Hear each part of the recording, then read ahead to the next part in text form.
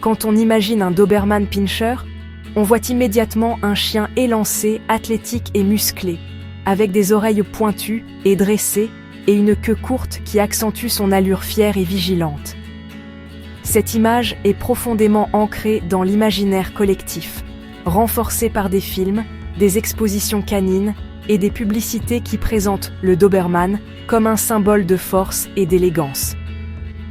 Pourtant, ce look emblématique n'est pas naturel. Il est le résultat de procédures humaines, la coupe des oreilles, appelée otectomie, et la codectomie, qui consiste à couper la queue.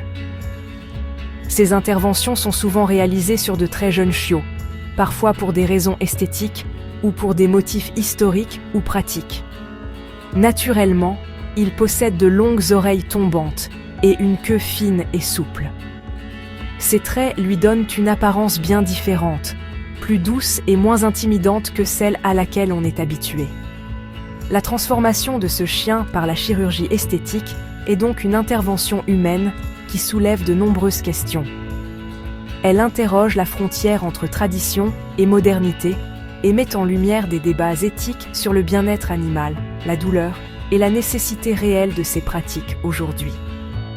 L'apparence coupée et écourtée est-il vraiment essentielle à l'identité du Doberman, ou n'est-il qu'une relique d'un passé révolu, perpétué par habitude ou par souci d'esthétique ? Certains affirment que ces modifications sont nécessaires pour préserver la tradition, tandis que d'autres y voient une pratique dépassée. Cet essai explore en profondeur les origines de ces pratiques, leur évolution au fil des décennies, et la controverse qui entoure aujourd'hui la coupe des oreilles et de la queue chez le Doberman.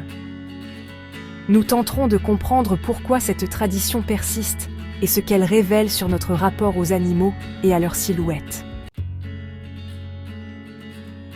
À la fin du XIXe siècle en Allemagne, Karl Dobermann, percepteur d'impôts et gardien de nuit, a élevé le Doberman Pinscher pour la protection personnelle. Il voulait un chien loyal, courageux et suffisamment puissant pour le défendre dans les quartiers les plus dangereux. Cette race est ainsi née d'un besoin de sécurité, façonné par la vie urbaine de l'époque et les risques quotidiens auxquels faisait face son créateur. La coupe des oreilles et la codectomie poursuivaient des fins utilitaires. Elles servaient à prévenir les blessures lors des combats ou des interventions musclées et à améliorer l'agilité de l'animal dans des situations dangereuses. Ces modifications physiques étaient pensées pour le rendre plus efficace dans son rôle de chien de garde et de travail. Les oreilles coupées étaient moins vulnérables aux morsures ou aux déchirures, ce qui réduisait le risque d'infection ou de blessures graves lors d'affrontements avec des animaux ou des personnes hostiles. De même, les queues écourtées évitaient des lésions dans les environnements denses, comme les forêts ou les broussailles, où une longue queue pouvait facilement se coincer ou se fracturer. Ces modifications étaient considérées comme nécessaires pour la sécurité et l'efficacité d'un chien de travail, car elles lui permettaient d'accomplir ses missions sans être handicapé par des blessures évitables. Au-delà de l'aspect pratique, il existait aussi des croyances sanitaires. Certains pensaient que couper les oreilles ou la queue pouvait prévenir des maladies comme la rage ou améliorer la santé générale du chien.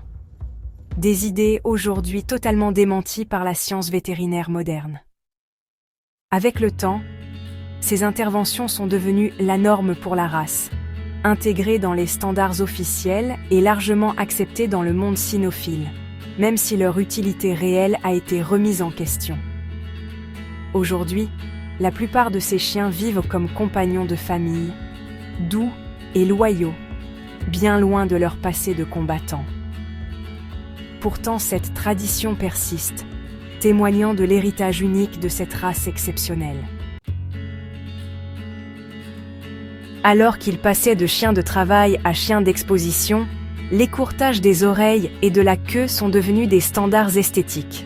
Les expositions canines mettaient l'accent sur les standards de la race, faisant du look coupé et écourté une exigence pour le succès. Ce passage de la fonction à la mode a cimenté ces procédures comme une habitude, malgré la disparition de leurs objectifs originaux. Les avancées de la médecine vétérinaire moderne ont permis de remettre en question de nombreuses pratiques autrefois considérées comme nécessaires, notamment l'otectomie et la codectomie chez les chiens.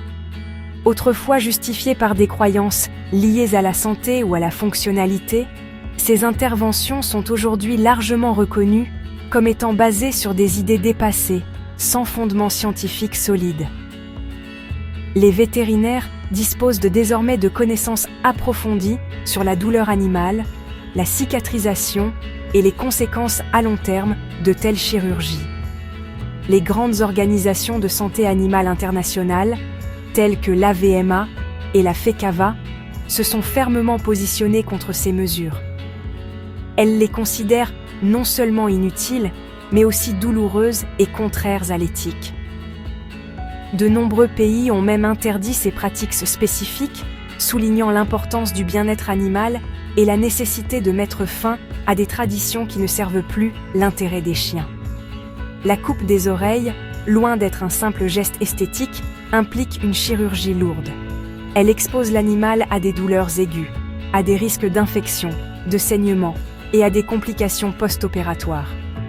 Les chiots subissent souvent un stress important et la récupération peut être longue et difficile, affectant leur bien-être général.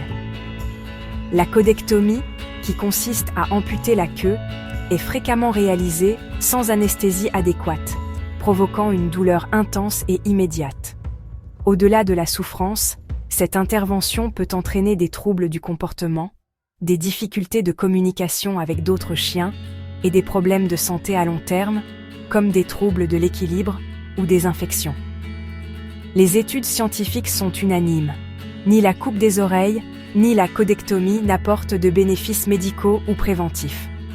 Ces chirurgies ne répondent qu'à des critères visuels imposés par des standards de race, sans aucune justification pour la santé ou le bien-être du chien. Actuellement, la communauté vétérinaire mondiale s'accorde à dire que ces pratiques sont contraires à l'éthique. L'intérêt animal doit primer sur les traditions et les apparences.